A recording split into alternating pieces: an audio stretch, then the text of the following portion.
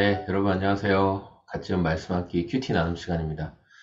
오늘 말씀은 열왕기상 17장 8절에서 24절까지 말씀이고요. 오늘 말씀에서는 하나님께서 이제 엘리야가 사르밧에 있는 과부를 만나서 또 그의 필요를 채워주고 하나님의 은혜를 경험하게 해주는 이야기가 기록되어 있습니다. 엘리야가 그릿시네가에서 하나님 말씀대로 피해 있었는데 결국 그 시냇가도 말라버렸죠. 그때 하나님께서 하셨던 말씀이 뭐냐면 너는 시돈에 있는 사르밧으로 가서 거기에서 지내라. 내가 그곳에 있는 한 과부에게 명하여 내게 먹을 것을 주도록 일러두었다. 이렇게 말씀하셨어요. 그리 시냇가가 말라버렸어요. 그러면 하나님은 대책이 없는 분이냐? 그게 아니라는 거. 하나님은 그 다음 대책이 있으신 분이에요. 그래서 엘리야에게 사르밧으로 가라 이렇게 말씀하셨어요. 그런데 이 사르밧은 어떤 곳이냐면은 이세벨, 악한 이세벨의 고향이면서 바알 숭배의 근거지가 바로 이 사르밧이라는 지역이었어요. 어떻게 보면 엘리야는 사자굴로 들어가는 거죠. 그런데도 거기에 갑니다.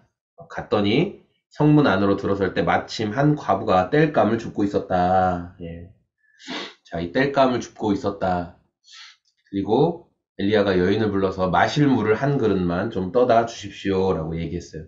근데 아마 이 물 한 그릇 뜨는 것도 쉽지 않았을 거예요. 왜냐면 온 땅에 지금 비가 내리지 않아서 가뭄이었기 때문에 물 한 그릇 구하는 것도 쉬운 상황은 아니었을 거예요.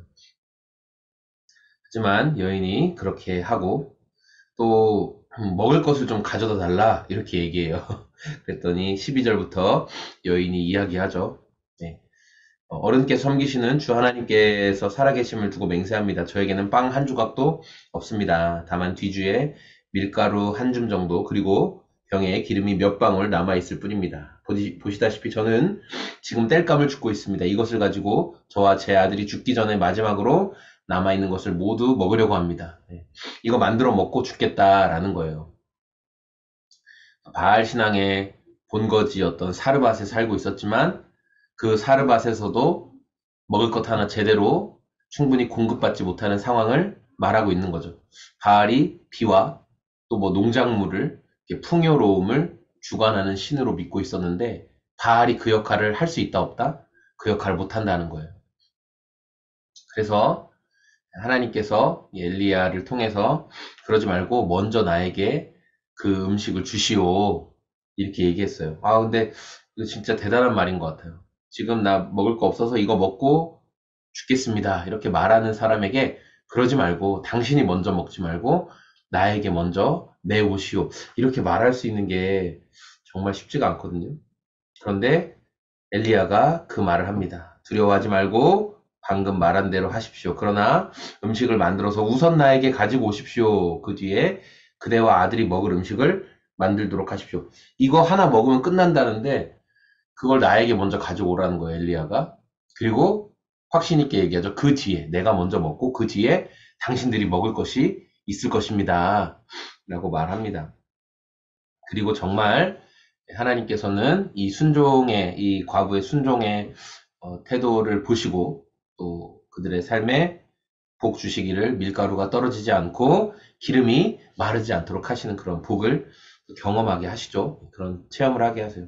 또 뭐 그 뒤에 아들이 죽는 일이 벌어지는데 이 아들도 또 하나님께서 또 엘리야 통해 살리시는 내용이 이제 기록되어 있어요.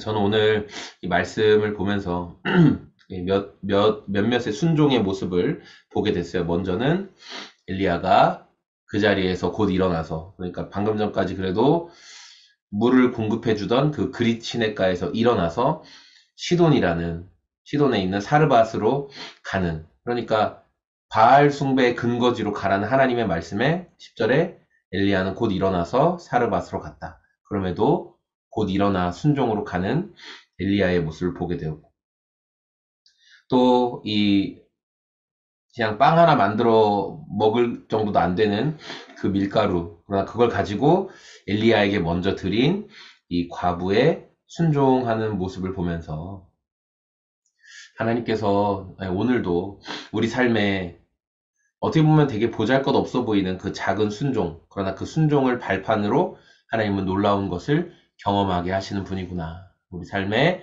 일어나는 순종의 모습들이 하나님의 영광을 보는 통로가 되는구나라는 것을 다시 한번 묵상하게 되었습니다.